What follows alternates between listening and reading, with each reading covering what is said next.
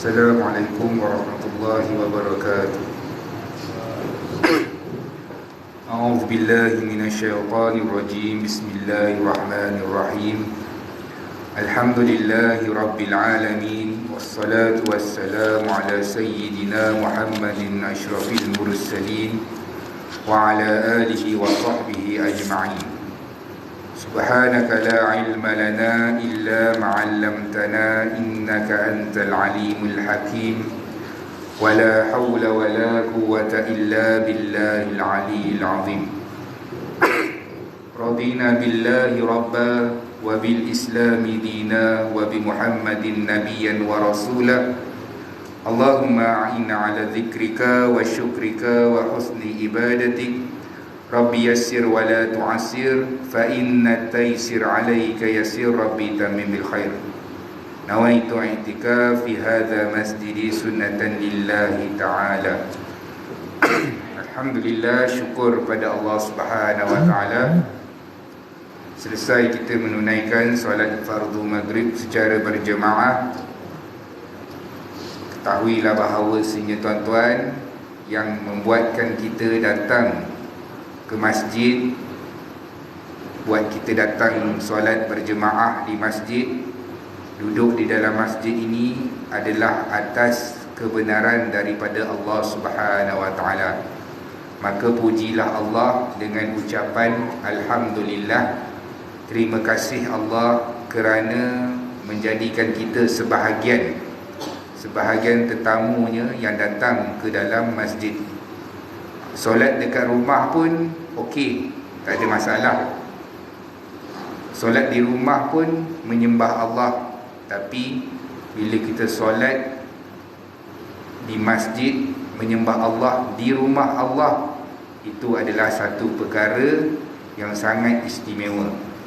Tuan-tuan, solat dekat rumah pun sah, tak ada masalah. Tapi solat di rumah Allah untuk menyembah Allah, itu adalah sangat manis nikmatnya. Maka ucaplah Alhamdulillah. Moga-moga Allah mengurniakan nikmat itu dan mengekalkan nikmat itu sehinggalah kita dijemput oleh Allah Subhanahu wa ta'ala. Sebab apa tuan-tuan, dalam kehidupan kita ni, akhirnya mana-manalah, akhirnya kita nak redha Allah dan kita nak syurga Allah Subhanahu wa ta'ala. Kita nak Allah redha dengan kita. Tak kisahlah kita dekat dunia ni bercita-cita tinggi, bercita-cita untuk menjadi orang yang kaya, nak jadi orang yang terpelajar, boleh, tak kisah. Tapi akhirnya apa yang kita nak, kita sebagai orang Islam, kita nak Allah sayang kita, Allah redha dengan kita dan menempatkan kita ke dalam syurga Allah Subhanahu wa ta'ala. Sebab Nabi bagi tahu tuan-tuan, perjalanan dunia ni, tuan-tuan ambillah butiran pasir di 7 lautan sekalipun, tuan-tuan letak tangan tuan-tuan dalam pasir tu, angkat yang itu sahaja, yang melekat dekat kawasan tangan itu sahajalah kehidupan dunia. Dan butiran pasir yang selebihnya, yang ada dekat 7 lautan dunia ini, itulah kehidupan akhirat. Maksudnya tak berbaloi kita duduk atas muka bumi Allah ini dalam keadaan kita tak solat. Tak berbaloi kita duduk atas muka bumi Allah ini dalam keadaan kita tak tutup aurat. Tak berbaloi duduk dekat atas muka bumi Allah ini yang 60-70 tahun ni, duduk dalam keadaan kita ambil hak orang, kita khianati orang, kita zalim dengan orang. Tak berbaloi. Sebab kita nak menempuh satu kehidupan yang jutaan tahun lamanya tuan-tuan. Jutaan tahun, dengan barzahnya, dengan mahsyarnya, dengan titian siratnya. Sangat lama tuan-tuan, sangat lama, puluhan juta, malahan tak terkira bilangannya, nak dibandingkan dengan kehidupan dunia yang sangat singkat.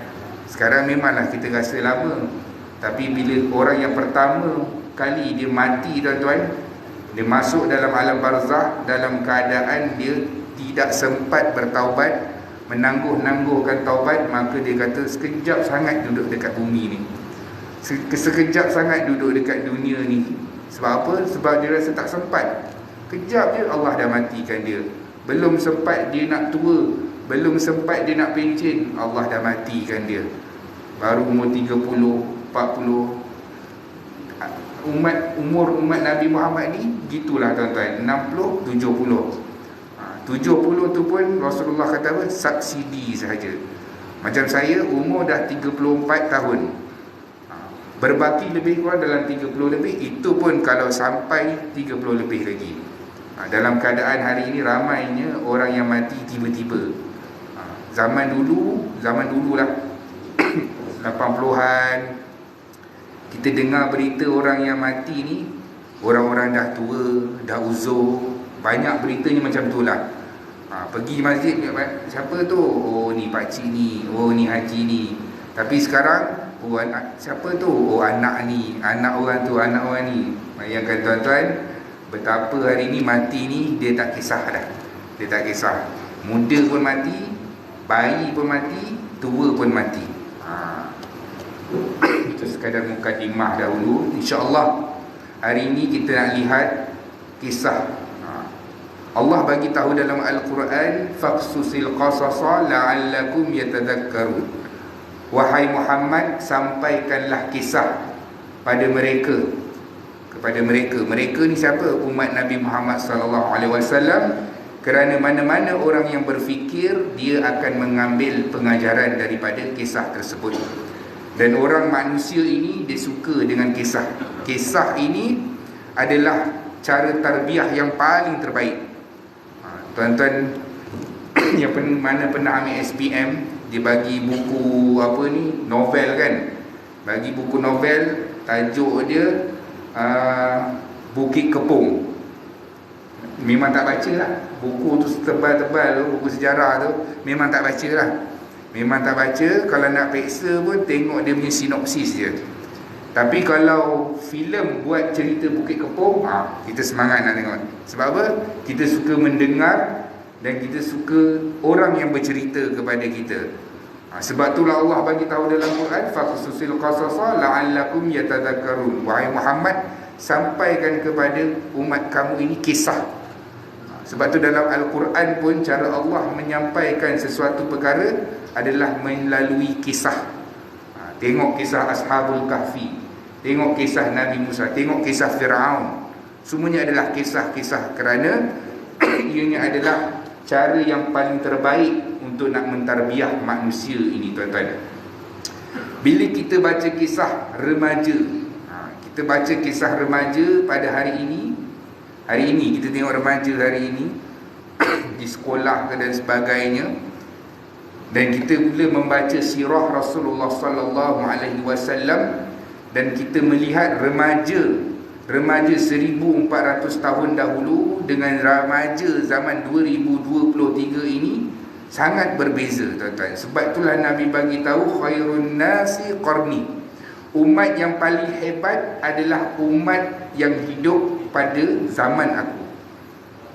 Zaman aku. Kemudian tuan-tuan, Nabi kata zaman tabi'in, zaman sahabat, zaman tabi'in, zaman tabi'in. Zaman itu tuan-tuan kita panggil dengan zaman salafus salih, zaman emas. Bila kita baca kisah-kisah zaman itu, zaman para sahabat, tabi'in, tabi'in, kita tengok ibadah mereka, kita kata ini adalah cerita-cerita dongeng sahaja yang tak wujud lagi pada zaman ini. Kita dengar mereka membaca Al-Quran, kita dengar mereka solat, kita kata ini cerita dongeng. Dah tak wujud dah zaman ini ibadah-ibadah yang seperti itu. Maka benarlah kata Rasulullah sallallahu alaihi wasallam, semakin jauh satu-satu umat itu, umat aku dengan diriku, maka ibadahnya semakin berkurang, maksiatnya lebih parah. Bukan tak ada yang baik, ada, tapi jumlahnya sangatlah sedikit, tuan-tuan.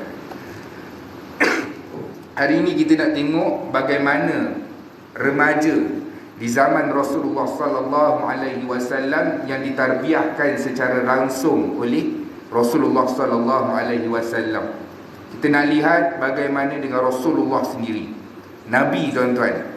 Kita tengok Nabi SAW, manusia terbaik alam. Terbaik alam di mana kalau kita tanya dalam alam ini, siapakah makhluk Allah yang mendapat tempat pertama di sisi Allah? Jawapannya adalah Muhammad bin Abdullah sallallahu alaihi wasallam, Nabi kita. Sebab apa Nabi kita? Kerana ujiannya lebih hebat daripada ujian-ujian makhluk yang lain. Itu kaedah ada, tuan-tuan. Selagi banyaknya ujian seseorang itu terhadap diri orang itu, maka dia lulus dengan ujian itu, maka Allah Subhanahu Wa Taala akan sayang kepada dia dan redha dengan dia. Bagaimana kita lihat Nabi sendiri. Nabi sendiri kita lihat awal lagi daripada sebelum lahir, Nabi diuji dalam keadaan tak ada ayah. Belum lagi lahir sudah dapat gelaran yatim, anak yatim. Bila berumur 6 tahun baru lahir, hantar pula dekat perkampungan Saadiah, dibesarkan dalam tempoh tersebut. Balik semula umur 6 tahun, baru nak rasa kasih sayang mak, baru nak ajak mak ni jalan-jalan maidin, nak beli barang, nak beli mainan dan sebagainya. Allah ambil pula Aminah dalam keadaan usia Nabi pada ketika itu 6 tahun. Baru 6 tahun duduk dengan atuk. Selalunya kalau anak yatim piatu, kalau tak hantar dekat kebajikan masyarakat, dia akan siapa yang jaga? Atuk dengan nenek lah. Atuk dan nenek akan jaga si cucu itu. Paling sayang, tuan-tuan. Begitulah siapa dia? Abdul Muttalib, yang begitu memanjakan Rasulullah SAW. Sampai Nabi nak main dekat tempat persidangan, Abdul Muttalib ini dia adalah pemimpin. Dia duduk, Rasulullah ni kalau dia sampai dekat Darul Nadwah, tempat mesyuarat pemimpin-pemimpin Mekah, Nabi dia tak main dekat kerusi-kerusi menteri-menteri biasa. Dia pergi duduk betul-betul kerusi yang paling tengah tu, Perdana Menteri punya kerusi. Dia duduk main di situ. Jadi bila bapa saudara Rasulullah ni nak halang Nabi, jangan main kat situ, itu tempat Abdul Muttalib. Abdul Muttalib nampak, dia kata tak apa, biarkan Muhammad. Punyalah sayang, tuan-tuan, atuk ini dengan cucu dia. Biarkan Muhammad. Sesungguhnya Muhammad ini, dia ni ada masa depan yang cerah. Dia bakal seorang pemimpin, kata Abdul Muttalib. 2 tahun saja, tuan-tuan, Allah bagi can kepada Nabi. 2 tahun Allah ambil pula Abdul Muttalib. Allah wafatkan Abdul Muttalib, duduk pula dengan Abu Talib. Saya nak cerita bagaimana Rasulullah ini matangnya Nabi tak buang masa di zaman kanak-kanak. Bila duduk dengan Abu Talib, tuan-tuan, Abu Talib jaga Rasulullah SAW dalam keadaan Abu Talib ni anaknya ramai. Anaknya ramai dan Rasulullah SAW pada ketika itu baru berusia lebih kurang 8 tahun. 8 tahun duduk dengan Abu Talib. Bila tengok Abu Talib ini banyaknya tanggungan, anaknya ramai, apa Rasulullah SAW buat? Nabi keluar mencari pekerjaan, iaitu mengembala kambing. Mengembala kambing, kata Rasulullah, aku mengembala kambing, sebahagian upahnya aku simpan dan sebahagiannya aku berikan kepada Abu Talib. Mengenangkan Abu Talib ini banyaknya tanggungan dia. Bayangkan, tuan-tuan, kita anak kita pun cuti sekolah pun kerja juga dekat 7-Eleven ke, dekat kedai ke, tapi dia tak suruh kat kita, dia simpan nak beli motor. Sebagai contoh lah, beli motor ke, beli handphone dia ke, untuk diri dia. Tapi Rasulullah SAW, Nabi bekerja mengenangkan bahawa bapa saudaranya itu banyak tanggungan, maka Nabi merasakan dirinya bertanggungjawab untuk bekerja. Di mana Nabi simpan sebahagiannya dan sebahagiannya diberikan kepada Abu Talib. Itu dia, tuan-tuan, Rasulullah SAW zaman kanak-kanak Nabi. Yang saya dapat ringkaskan, mana Nabi ini tidak membuang masa. Apa yang Nabi buat? Nabi duduk bersama dengan Abu Talib. Dalam keadaan Nabi belajar cara-cara berniaga. Di mana Abu Talib pergi berniaga, Nabi akan pergi. Sampailah satu tahap Abu Talib nak pergi berdagang di Syam, Nabi nak ikut tapi tak boleh. wahai Muhammad, kamu ini kecil lagi, kamu ini kanak-kanak, kalau kamu ikutlah aku pergi ke Syam, Syria pada ketika itu, bahaya. Mungkin dalam perjalanan ada binatang buas, mungkin dalam perjalanan ada lanun-lanun padang pasir yang akan merompak ataupun membunuh. Kamu ini kanak-kanak Muhammad, kekallah kamu dekat Mekah ini, tak boleh ikut. Tuan-tuan, ketika itulah Muhammad SAW menangis. Tuan-tuan, menangis. Menangis. Kita anak-anak hari ini menangis tak nak pergi sekolah. Rasulullah SAW menangis sebab apa? Sebab tak dapat tolong bapa saudara dia dan tak dapat nak belajar bagaimana cara-cara untuk berniaga. Maka Nabi SAW dibenarkan. Bila Abu Talib melihat kesungguhan anak saudaranya itu, maka dibenarkanlah Rasulullah SAW untuk ikut pergi berniaga di Syam, tuan-tuan. Itu antara Rasulullah SAW, Nabi kita dalam usia kanak-kanaknya. Hari ini kita nak tengok lagi sahabat. Antaranya Sayyidina Anas bin Malik. Siapa tak kenal Anas bin Malik? Anas bin Malik ni banyak antara sahabat yang banyak meriwayatkan hadis Rasulullah SAW. Anas bin Malik ni umur dia 9 tahun. 9 tahun apabila Rasulullah SAW berhijrah ke Madinah. Anas bin Malik ni penduduk Madinah, orang Ansar lah kiranya. Dia duduk di Madinah bila Rasulullah SAW berhijrah, duduk tinggal di Madinah. Ramai orang hadiahkan kepada Nabi. Ada yang hadiahkan Nabi kain, ada yang orang hadiahkan Nabi tika, ada macam-macam orang bagi hadiah kepada Rasulullah SAW. Jadi dekat kota Madinah ni ada seorang wanita yang bernama Ummu Sulaim. Ummu Sulaim ni siapa? Ummu Sulaim ni adalah ibu kepada Anas bin Malik. Anas bin Malik dia ada ibu nama Ummu Sulaim. Anas bin Malik ni dia ada seorang lagi abang.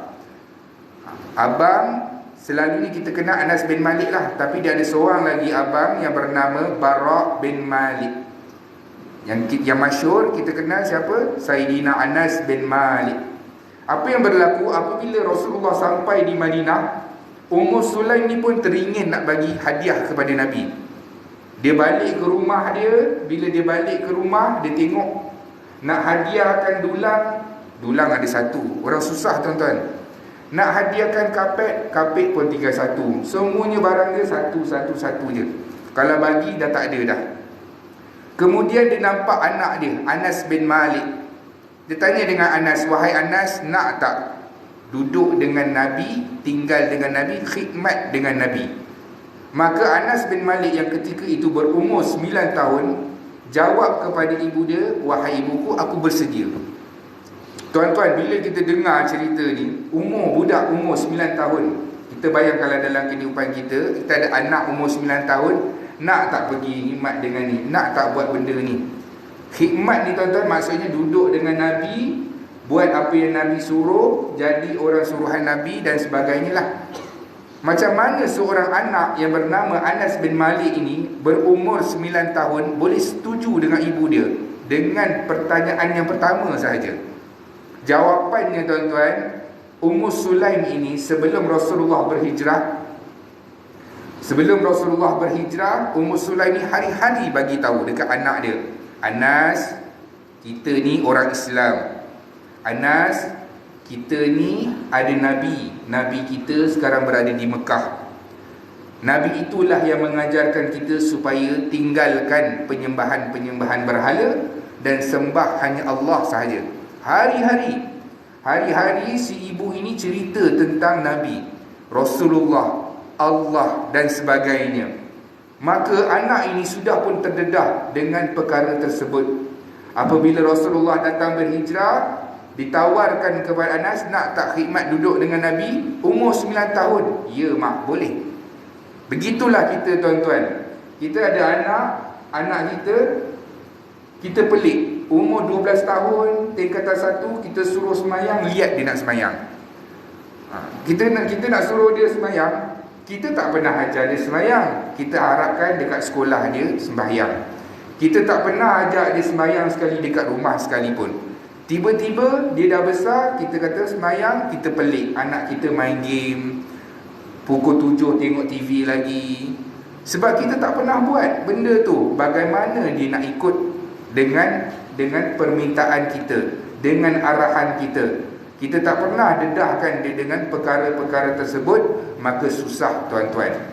Tapi tak apalah. Tapi tak apa, selagi mana ada hayat di dalam hidup kita ini, maka menjadi tanggungjawab kita untuk menyuruh dia melakukan kebaikan dan juga taat dengan perintah Allah Subhanahu Wa Taala. Kemudian apa lagi yang berlaku dengan Anas bin Malik ini? Anas bin Malik ini apabila dibawa kepada Rasulullah, ya Rasulullah, ini anak saya Anas. Anas ni umur 9 tahun. Dia pandai menulis, dia pandai membaca. Wahai Rasulullah, ambillah dia duduk dengan kamu, khidmat dengan kamu. Tuan-tuan, apa yang Rasulullah buat? Rasulullah doakan dia. Allahumma akthir malahu wa wadalahu wa atil umrah wa adkhilul jannah. Ya Allah, banyakkanlah harta Anas. Doa Nabi. Banyakkanlah harta Anas, banyakkanlah anak-anak Anas, panjangkan umurnya, masukkanlah dia ke dalam syurga. Tuan-tuan, doa Nabi ini di akhir hayat Anas bin Malik, apabila dia duduk di Basra. Dialah yang paling kaya di Basra. Anaknya melebihi 90 orang. Doa Rasulullah, umurnya hampir melebihi 90 tahun. Dan dia juga adalah sahabat kedua yang paling banyak meriwayatkan hadis Rasulullah sallallahu alaihi wasallam. Tuan-tuan, nampak? Sahabat Nabi ada ratusan ribu, bukan semuanya meriwayatkan hadis. Anas antara nombor 2 ataupun nombor 3. Abu Hurairah, Anas bin Malik ataupun Ibnu Umar yang paling banyak meriwayatkan hadis Rasulullah sallallahu alaihi wasallam. Tuan-tuan, bayangkan waktu itu Ummu Sulaim bagi anak dia kepada Rasulullah. Ibu-ibu lainlah yang berada di Madinah, dia kata apa?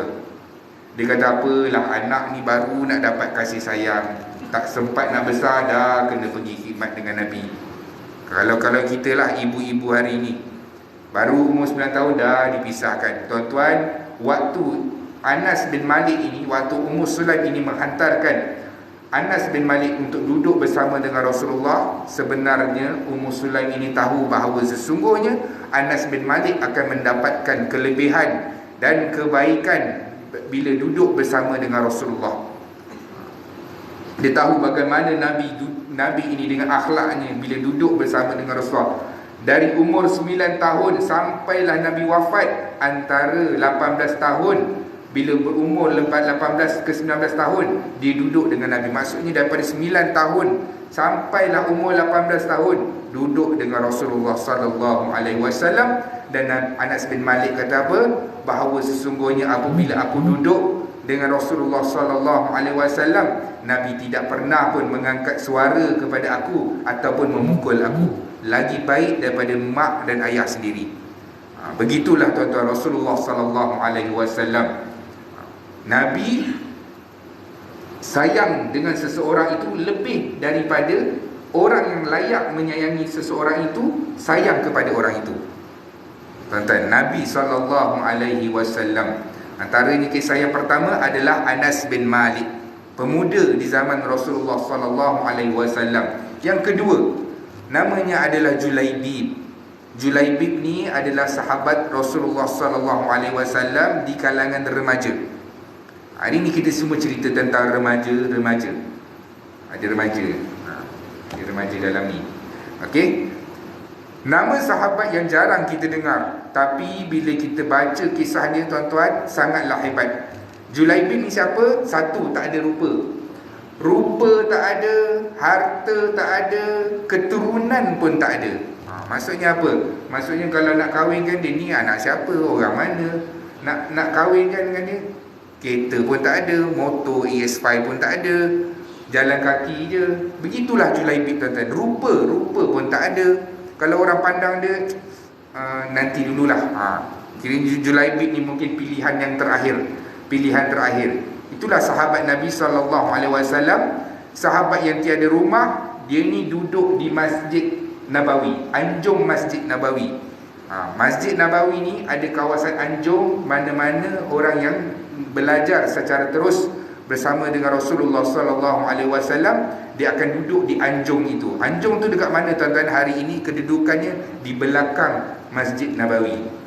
Belakang Masjid Nabawi itu, dekat belakang makam itu, tuan-tuan keluar makam, belakang itu yang ada dinding tu, disitulah suatu ketika dahulu adalah anjung Masjid Nabawi. Dia macam pelantar macam tu. Orang duduk dekat situ lah, ada bumbung sikit. Duduk di situ. Antaranya yang duduk di situ siapa? Dia adalah Julaibib. Sahabat yang duduk di anjung Masjid Nabawi, berkorban hidup dan meninggalkan nikmat-nikmat dunia, duduk di situ untuk mendapatkan ilmu secara terus daripada Rasulullah sallallahu alaihi wasallam. Antaranya siapa lagi yang duduk di situ? Abu Hurairah. Duduk di situ pernah berguling-guling macam orang gila sebab tak makan. Tuan-tuan, bukan sahabat ni malas bekerja ya.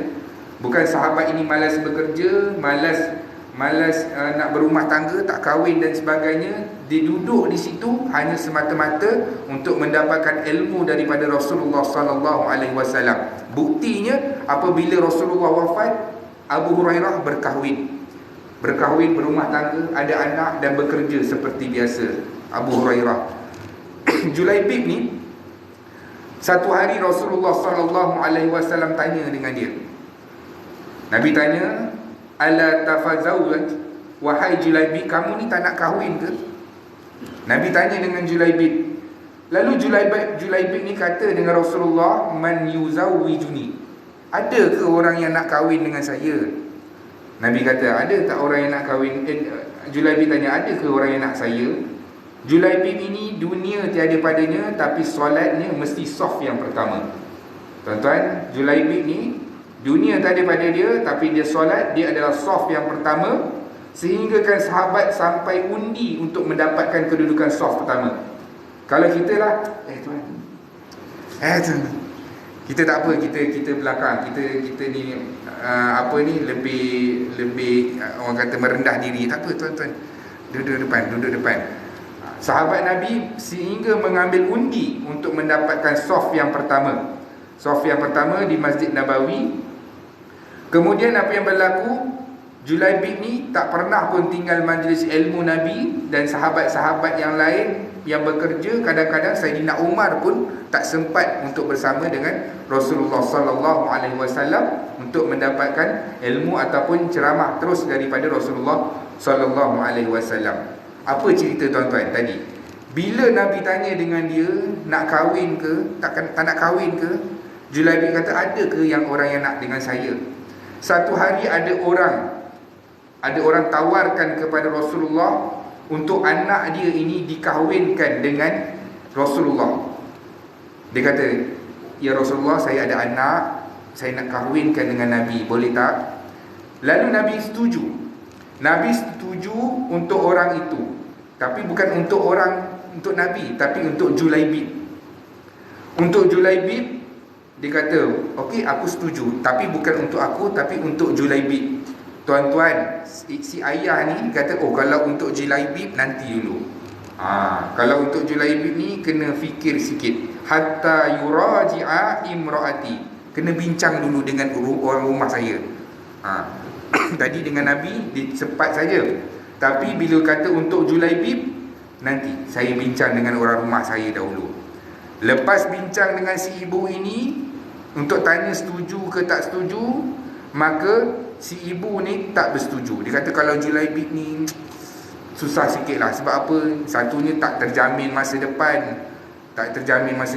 Dia pun orang yang tak berharta dan sebagainya. Kemudian tuan-tuan, si anak itu mendengar, anak perempuan dia mendengar perbualan di antara ibunya dan ayahnya di balik tirai. Apa si anak ni kata? "Atarudani Rasulillah." Bagaimana ayah dan ibu boleh tolak perlawaan daripada Nabi? Bagaimana ibu dan ayah boleh tolak perlawaan daripada Rasulullah sallallahu alaihi wasallam? Wahai ayah dan ibu, saya terima, sebab dia adalah pilihan daripada Nabi. Tuan-tuan, anak pun Mantap juga ni. Dia boleh jawab macam tu dengan ayah dia. Dia kata, kalaulah Rasulullah sallallahu alaihi wasallam punya pilihan, mesti adalah pilihan yang terbaik, walaupun bukan untuk diri Nabi, tapi untuk orang lain. Maka dikahwinkan, tuan-tuan. Dikahwinkan selepas 2 hari. Seruan jihad pun berkumandang. Waktu itu adalah peperangan Uhud. Peperangan Uhud. Waktu itu, tuan-tuan, baru kahwin 2 hari. Baru kahwin 2 hari, tiba-tiba nak perang Uhud. Kalau kita lah, ya Rasulullah, boleh tak nak cuti seminggu? Sebab apa? Nak balik rumah mak mertua, nak kenal, nak isteri nak bawa kenal dengan ni pakcik-pakcik ni, bapa saudara ni. Sebab baru 2 hari kahwin. Kemah pun tak cabut lagi. Kan? Orang kata bilik tu lagi bau pandan lagi. Bau daun pandan lagi. Baru 2 hari kahwin. Ya Rasulullah, boleh tak bagi cuti? Tuan-tuan, Julaibib pada ketika itu terus menyahut seruan jihad bahawa sesungguhnya dia akan turut serta di dalam peperangan Uhud. Habis peperangan Uhud, tuan-tuan, semua para sahabat mencari jenazah-jenazah yang wafat, yang mati syahid. Kemudian mereka tak jumpa. Nabi tak jumpa Julaibib. Minta tolong sahabat cari. Tuan-tuan, Rasulullah sendiri yang mencari jenazah Julaibib, tak jumpa. Mereka diminta tolong oleh para sahabat. Cari-cari, rupanya Julaibib ini telah pun mati syahid. Dan di sisinya ada 7 orang musyrikin yang turut mati di situ. Maksudnya waktu Julaibib berperang bermati-matian itu, Julaibib membunuh hampir 7 orang musyrikin yang berada di sisi dia. Kemudian apa yang Nabi buat? Nabi ambil jenazah Julaibib, riba di peha Rasulullah sallallahu alaihi wasallam. Nabi kata, kamu dari aku daripada kamu. Anta minni wa anta minka. Tuan-tuan, bayangkan Nabi kata, aku daripada kamu, kamu daripada aku. Tuan-tuan, cop terus. Maksudnya apa? Maksudnya memang Julaibib, kedudukan Julaibib bersama dengan Rasulullah sallallahu alaihi wasallam begini, tuan-tuan. Begini nanti di akhirat, di dalam syurga Allah Subhanahu wa taala. Anta minni wa anta minka. Kamu daripada aku dan aku daripada kamu. Apa yang Nabi doakan kepada isteri Julaibib ini? Atas dasar ketaatan dia mendengar ataupun turut dengan Rasulullah sallallahu alaihi wasallam untuk dikahwinkan dengan Julaibib, Nabi doa, Allahumma ruzha rizqan sabban sabba. Ya Allah, hujanilah wanita ini dengan rezeki yang melimpah. Wala taj'ala rizqan qaddan qadda. Dan janganlah engkau sempitkan rezeki wanita ini buat selama-lamanya. Tuan-tuan, Rasulullah sallallahu alaihi wasallam doa begini kepada perempuan ini, maka perempuan ini, tuan-tuan, menjadi wanita yang terkaya di waktu itu dan juga merupakan wanita yang paling melimpah ruah rezekinya pada ketika itu selepas kewafatan Sayyidina Julaibib. Tuan-tuan, ini adalah beberapa kisah berkaitan dengan sahabat Rasulullah sallallahu alaihi wasallam di kalangan remaja. Ada seorang lagi sahabat berumur 14 tahun. 14 tahun. Kalau kita sebut nama abang dia, semua orang kenal. Abang dia siapa? Abang dia adalah Sa'ad bin Abi Waqqas radhiyallahu anhu. Siapa dia? Pemanah hebat Rasulullah sallallahu alaihi wasallam. Kalau dia panah mesti kena. Jarang tak kena, mesti kena. Sa'ad bin Abi Waqqas ni dia ada adik. Adik dia siapa nama? Adik dia bernama Mus'ab bin Abi Waqqas. Mus'ab bin Abi Waqqas. Waktu dalam perang Uhud ini, tuan-tuan, Nabi nak pilih tentera. Kita dalam jihad ini bukan semuanya yang Nabi wajibkan. Macam sebahagian kita tengok ISIS dan sebagainya, dia latih budak-budak. Dia latih budak-budak umur 12 tahun, 7 tahun, kadang-kadang pegang senjata, pegang bom, berani mati dan sebagainya. Itu bukan cara yang Rasulullah sallallahu alaihi wasallam anjurkan. Kalau kita baca sirah, tuan-tuan, baru kita tahu bagaimana Nabi mengatur strategi, bagaimana Nabi hidup dalam keadaan dahulu. Bagaimana Nabi ini bermuamalah bersama dengan sahabat.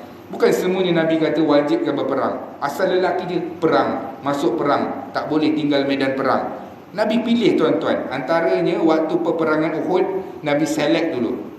Nabi tengok, antaranya Mus'ab bin Abi Waqqas ni, dia ini waktu nak dipilih menjadi tentera, bukan semua wajib mandatori kena masuk perang. Saat adik kepada Sa'ad bin Abi Waqqas ini, Mus'ab bin Abi Waqqas ini, dia beratur. Waktu dia nak beratur, abang dia dapat lihat bahawa dia ini menyuruh di belakang orang-orang dewasa. Menyuruh di belakang-belakang orang dewasa. Akhirnya dia ambil adik dia ni, bawa terus pergi jumpa Rasulullah dekat depan. Dia kata, ya Rasulullah, ini adik saya, yuridul jihad, yuridul syahadah. Dia nak berjihad, dia nak mati syahid.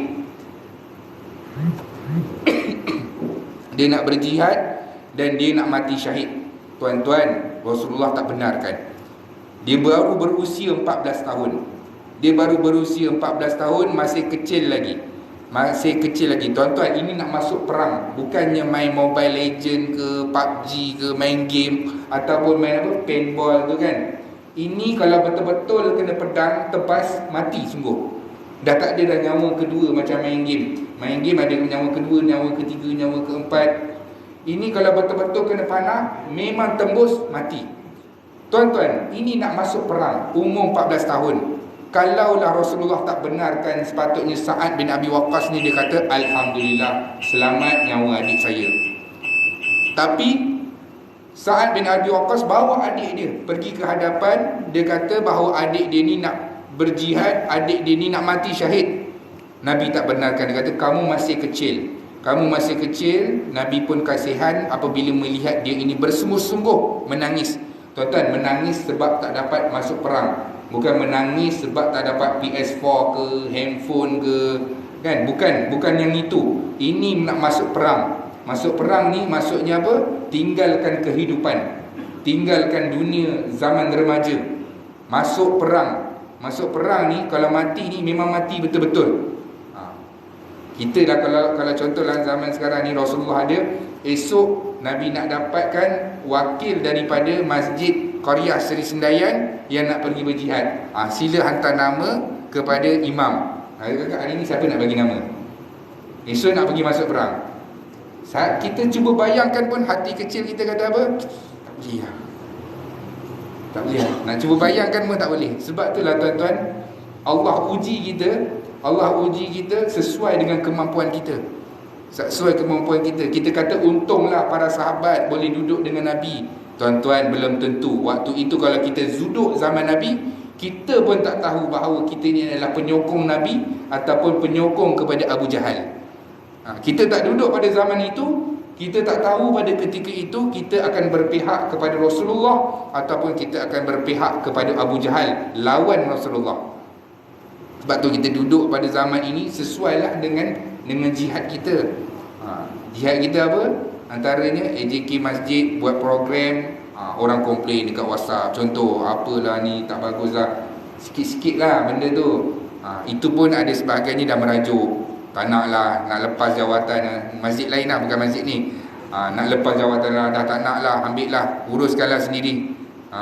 Dan uruskan dah 5-6 tahun dah, tiba-tiba baru hari ni nak komplain. Ujiannya sikit-sikit tu lah kan. Itu pun kita pun dah bergegar dah hati kita ni, nak letak jawatan orang tak suka. Tak apa tuan-tuan, buat sahaja. Buat sahaja, yang pentingnya atas mana perkara itu di jalan yang benar, kita ikhlas dan kita melakukan dengan saluran yang betul, Allah yang akan pandang tuan-tuan. Tak apa, penentang ini ataupun orang-orang yang komplain ni akan ada dekat mana-mana organisasi ataupun mana-mana tempat sekalipun, walaupun di dalam masjid Allah Subhanahu Wa Taala ini. Kemudian Nabi tengok dia macam tu, Nabi kata, Nabi benarkan dia. Nabi benarkan dia sebab apa? Dia ni ada kelebihan, iaitu apabila dia memanah pun sama juga hebat macam abang dia. Kemudian sahabat yang seterusnya, antaranya adalah Samurah bin Jundub. Umur pun belasan tahun. Samurah bin Jundub ini, dia pun nak masuk perang. Dia kata, ni Mus'ab Mus'ab bin Abi Waqqas boleh, takkan saya tak boleh? Nabi dah bagilah kawan tu. Kawan tu dah boleh. Yang kawan ni pun nak juga. Umur belasan tahun. Umur baru belasan tahun. Dia kata, aku ni kalau lawan dengan, sparring dengan Mus'ab bin Abi Waqqas ni, kalah dia ni. Maka Rasulullah tengok dia bertempur, maka Samurah bin Jundub ini pun berjaya mengalahkan Mus'ab bin Abi Waqqas. Maka Samurah bin Jundub ini pun diterima masuk di dalam peperangan tersebut. Tuan-tuan, begitulah bagaimana kita lihat sahabat Rasulullah sallallahu alaihi wasallam. Bezanya remaja. Tak apalah tuan-tuan, tak apalah. Memang Nabi dah bagi tahu, dah siap-siap, semakin jauh umat ini dengan zaman aku, semakin kurang ibadah dia, maksiatnya makin bertambah, dan kita pun semakin lama semakin meninggalkan seperti sunnah-sunnah Rasulullah sallallahu alaihi wasallam. Tapi tak apalah tuan-tuan, yang mana ada remaja hari ini, berdoalah kita kepada Allah Subhanahu wa taala semoga dia dipelihara. Nak dibandingkan dengan remaja zaman yang terdahulu, mereka tidak membuang masa tuan-tuan, tidak membuang masa menjadi pendukung kepada Rasulullah sallallahu alaihi wasallam, pembantu kepada Rasulullah sallallahu alaihi wasallam dalam dakwah dan juga dalam memperjuangkan Islam. Antaranya yang terakhir iaitu anak kepada Zaid bin Harithah. Zaid bin Harithah dia ada anak nama Usamah bin Zaid. Usamah bin Zaid ini dalam keadaan dia umur dalam belasan tahun, Rasulullah hantar dia sebagai pemimpin pasukan perang. Dalam itu ada sahabat-sahabat yang besar. Sahabat kata, bagaimana seorang yang remaja ini dibenarkan untuk, bukan sahabat pertikaikan, cuma sahabat kata dia ni masih muda lagi dan sebagainya, tapi Rasulullah sallallahu alaihi wasallam memberikan kepercayaan kepada dia tuan-tuan. Itulah dia antara kisah kita dapat lihat hari ini bagaimana sahabat remaja di zaman Rasulullah sallallahu alaihi wasallam, akhlak mereka, semangat mereka dalam memperjuangkan Islam. Moga-moga Allah Subhanahu wa taala memberikan hidayah buat kita dan menempatkan kita bersama dengan para nabi dan para rasul, asbab daripada kita mendengar kisah para nabi dan juga para rasul dan juga kisah para sahabat. Wallahu alam. Sekadar itu dulu, yang baik datang dari Allah, yang lemah adalah kelemahan saya sendiri. A'udzubillahi minasyaitonirrajim. Bismillahirrahmanirrahim. Alhamdulillahirabbil alamin, wassalatu wassalamu ala asyrafil anbiya'i wal mursalin wa ala alihi wasahbihi ajmain. Ya Allah, ya Tuhan kami, ampunkanlah dosa-dosa kami, dosa kedua ibu bapa kami, dosa ahli keluarga kami, dosa rakan-rakan kami. Ya Allah, ya Tuhan kami, bantulah kami dalam mentaati perintah-Mu, bantulah kami dalam meninggalkan segala larangan-Mu. Matikan kami dalam keadaan husnul khatimah, jangan matikan kami dalam keadaan su'ul khatimah. Ya Allah, ya Tuhan kami, jadikan kubur kami sebagai taman syurga, jangan jadikan kubur kami sebagai lubang-lubang neraka. Ya Allah, ya Tuhan kami, bangkitkan kami dalam keadaan Engkau redha dengan kami. Berilah buku amalan kami dengan tangan kanan kami, jangan beri buku amalan kami dengan tangan kiri kami. Ya Allah, ya Tuhan kami, hisablah kami dalam keadaan ihsan. Ya Allah ya Allah, ya Tuhan kami, pimpinlah kami dalam meniti titian sirat-Mu. Ya Allah, himpunkan kami, kedua ibu bapa kami, ahli keluarga kami, rakan-rakan kami ke dalam syurga Firdaus-Mu tanpa hisab dan azab, dan jauhkanlah kami daripada azab api neraka Jahannam. Rabbana atina fid dunya hasanah wa fil akhirati hasanah wa qina azabannar. Wa sallallahu ala sayyidina Muhammad wa ala alihi wa sahbihi wa sallam. Walhamdulillahirabbil alamin. Taqabbalallahu.